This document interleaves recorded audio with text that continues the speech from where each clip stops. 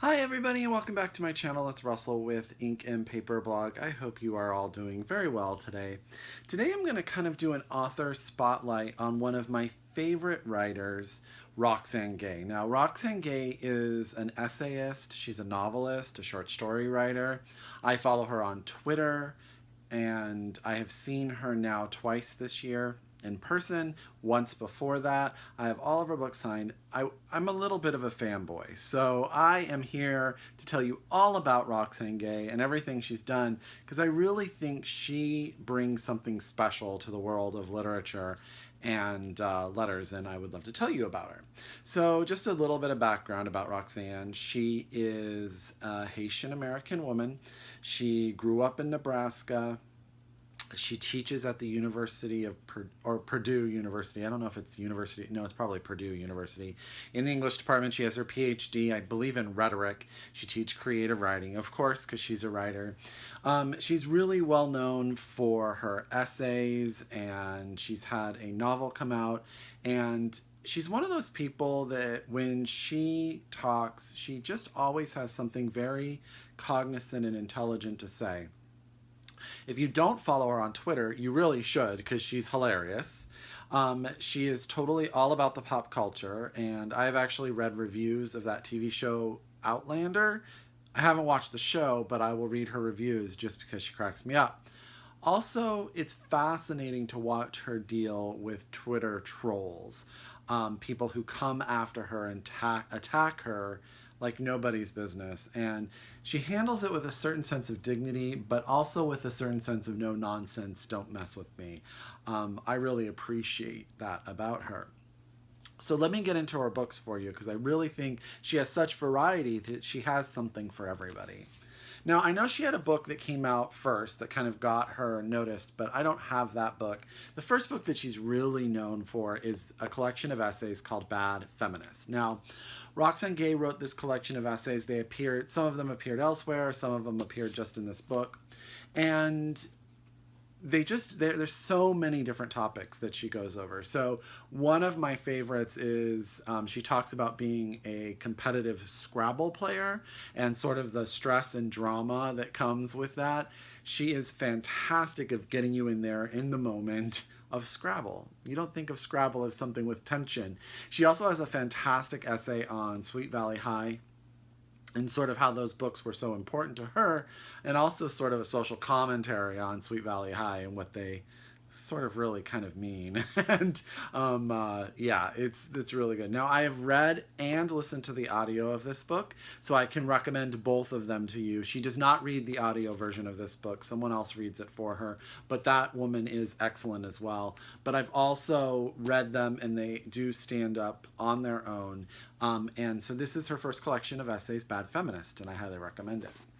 Next, she came out with a book of fiction called An Untamed State. Now, this book is very dark, very graphic, extremely powerful, very beautifully written, and it's tough. So let me tell you what it's about. So this is about a woman who returns to Haiti with her husband and her child to visit her parents, and they live sort of in a house that has a lot of security, but while they're out one day, she is kidnapped and held from ransom. And I will be honest with you, the people that kidnap her do some very graphic, very hard things to her, and it is at times tough to read. But what I love about Roxane Gay is that she does not shy away from that. I know some people would consider it almost aggressive or maybe too much, but I think we can't shy away from the awful things that could happen to women in this situation. And I think sometimes it's easier to powder those with sort of this rose tinted glass. But Roxane goes directly into it. But what's really at the crux and center of this story is the strength of this woman who wants to return to her family, to her child, to her life, and what she has to do internally to deal with that. It is amazing how Roxane can get you in this woman's head and see how she is going to mentally and use her intelligence to survive this instance. And it is well written and sort of has sort of this pace of a thriller, but also of a psychological introspective. It was a member of the Tournament of Books a few years ago. I think it got to the semifinals. I think it lost right before the finals, but it's done very well. A lot of people have really read it. And I know for a fact, because Roxane said this last time I saw her, that she's written the screenplay, and the woman who's going to direct this movie is actually the first woman who's going to direct a Marvel movie, I think. But I think it's going to be a fantastic movie that will keep you on the edge of your seat. And it's a really, really, really great book. So I've read everything by Roxane Gay except I haven't finished Difficult Women, and this is her her first short story collection and her last bit of fiction that just came out. And I saw her for this, and she read from it, and it is fantastic. So since I haven't read it all the way through, I kind of just want to read a quick blurb where it says, Difficult Women tells the hard-scrabble lives, passionate loves, and quirky and vexed human connections. The women in these stories live lives of privilege, and of poverty, are in marriages both loving and haunted by past crimes and emotional blackmail. And I think that kind of gives you an idea of sort of what the aim of these stories are. It really talks about women in all different aspects of life, and sort of gives you insight. What Roxane Gay can do in a few short sentences is just bring you somewhere and give you enough to know exactly what you need to know to be either have your heart pulled out of your chest, make your heart beat faster, or make you cry. So that's really, that's Roxane Gay. Short stories, Difficult Women. The next thing that I'm going to tell you about is the reason really that my husband has been to see Roxane Gay twice in person. It's hard for me to get him to go see an author. We went and saw an author who found not very exciting and kind of swore he would never go back, but after seeing Roxane, he was willing to go back to see her again, and that's because she is the writer of The World of Wakanda, which is a Marvel comic book series. It is based on the Black Panther world, so I know a lot about Marvel and superheroes because this is my husband. He reads comic books, we watch the movies, this is sort of his world, so I know. Black Panther is a character from the last Avenger movies.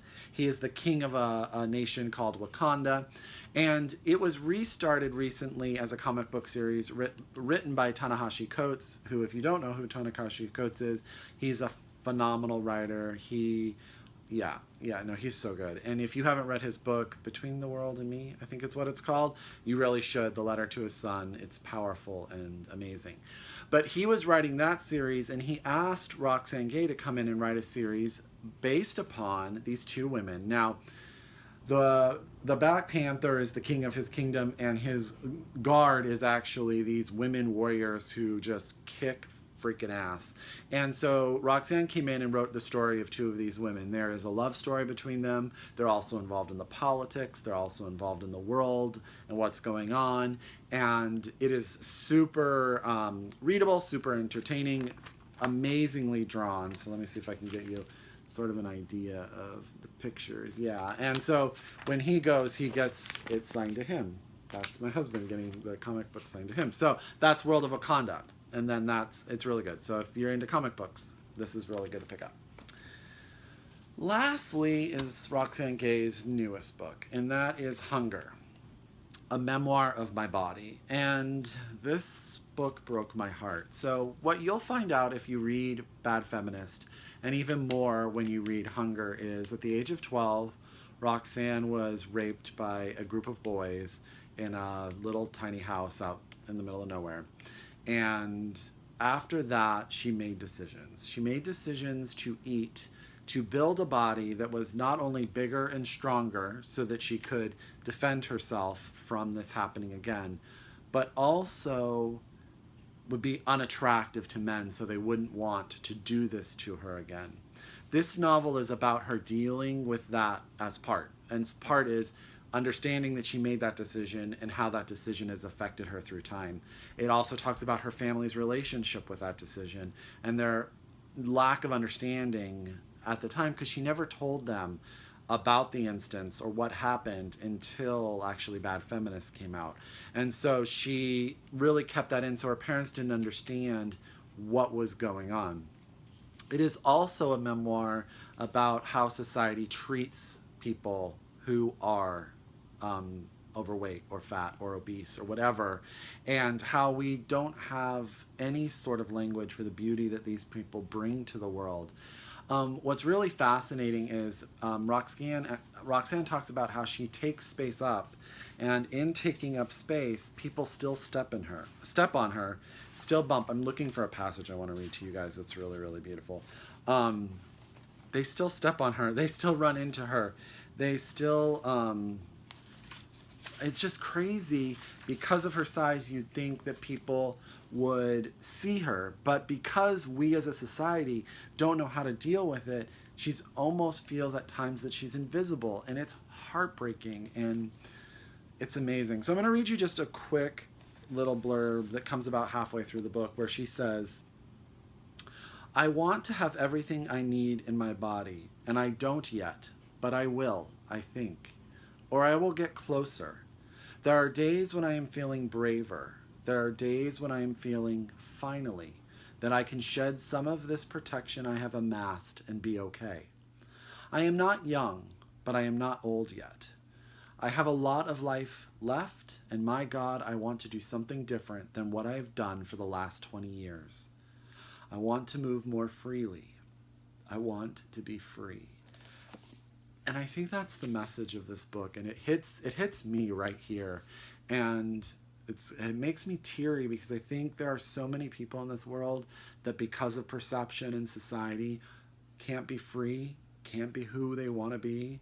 I think about all of the right now there's all these people, the transgender community and all that stuff that's going on with them, and how they can't be free because of society and what's going on, and it's so unfair. And Roxane and her situation, and it's just heartbreaking and inspiring. This book is phenomenal. Now, I listened to the audiobook and read this novel, or this memoir, I'm sorry. And I will say the audio is read by Roxane, and it is amazing to hear her talk to you. Now, there are some parts that you will find rather repetitive, because she's really chewing up and masticating this idea of what it's like to be in her body. So sometimes she has to kind of go over it and over and over again.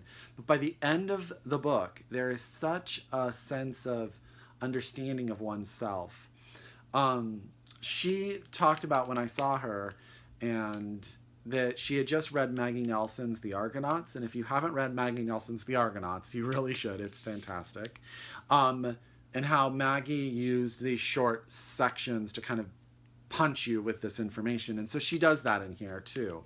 When I got this book signed, this is just kind of a personal story. This was the second time that my husband had seen Roxane, and she told us that we were the cutest couple ever, which my husband still tells me, "Do you remember when Roxane Gay said we were the cutest couple ever?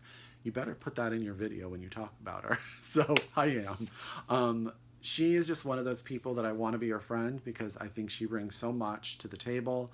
I think everything I've ever read by her has had some power and left some impression on me. And I really, really hope that everyone goes out and reads everything. But Hunger really is awe-inspiring and life-changing. It's in my top favorite books I've read this year so far, and maybe in my top favorite everywhere. So I have a giveaway to do. So I have an extra copy of Hunger, signed by Roxane Gay. And if you are interested in being in this giveaway, if you could tell me below books that you have read, memoirs or fiction, that have dealt with society's perception of a topic, and how people triumph or deal with or don't deal with, and how the power of that whole situation goes on. I know that there's probably some stuff about the transgender community. There has to be stuff about depression, mental illness. Those are all topics that I feel Hunger also goes through.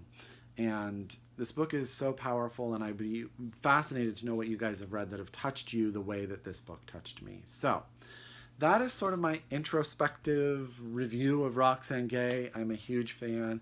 I hope you guys have read some of these books. If you have, let's talk about it below. If you haven't and they interest you, I would love to hear if you pick any of them up. Also, please, if you're interested, In the giveaway, just tell me a name of a book. Tell me where you're from. I'd love to know where my my watchers, that sounds weird too, my viewers, are located. What part of the world do you come to me from? And leave it below. I'll keep it open for 2 weeks. Today is Saturday the 29th, so that second weekend in August, I think. And then I'll announce the winner after that. So, and I will ship it anywhere, just like my last one. I hope you are all having a fantastic Saturday. I hope this video inspires you to read some Roxane Gay. If you are a return viewer, thank you so much. I really do appreciate it. If you are new to my channel, please subscribe and welcome. I can't wait to hear from you, and I hope you all have a fantastic rest of your day, and I'll see you soon. Bye.